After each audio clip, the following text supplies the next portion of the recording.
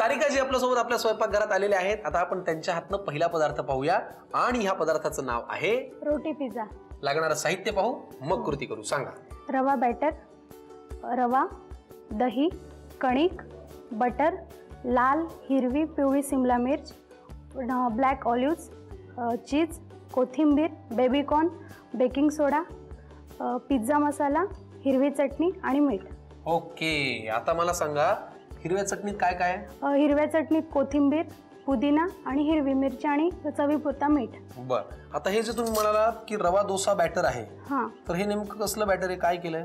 याच्यामध्ये रवा घेतला, त्यात दही, मीठ घालून, पाणी घालून ते 10 मिनिटासाठी आपण रेस्टसाठी ठेवून दिलंय, जेणेकरून त्याच्यात थोडं फर्मेंटेशन होईल आणि उरलेलं आपण ते नंतर डोसा म्हणूनही वापरू शकतो. बर, ठीक आहे. लागणारं साहित्य आम्हाला कळलेलं आहे.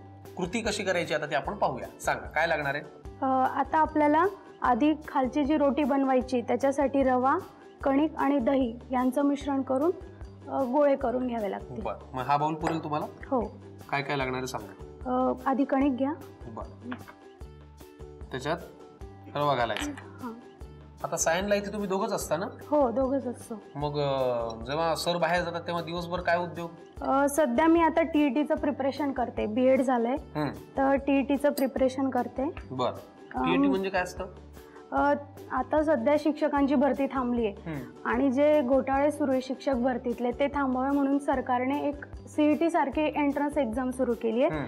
ती जर पास आउट झालं असेल तरच आपल्याला ऑर्डर मिळते आणि आपण कुठल्याही आपल्या जिल्ह्यातल्या ठिकाणी शिक्षक म्हणून लागू शकतो. त्याचं प्रिपरेशन चालू आहे. त्याच्यात आपण गव्हाचं पीठ, रवा आणि दही घेतो. हां, दही, हिरवी चटणी, पुदिना आहे, कोथिंबीर आहे, हिरवी मिरची आहे या चटणीमध्ये, थोडं मीठ,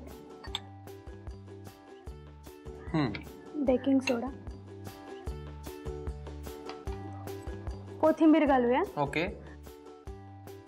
आता याला आपण भिजवून घेऊया. घ्या मिक्स करून.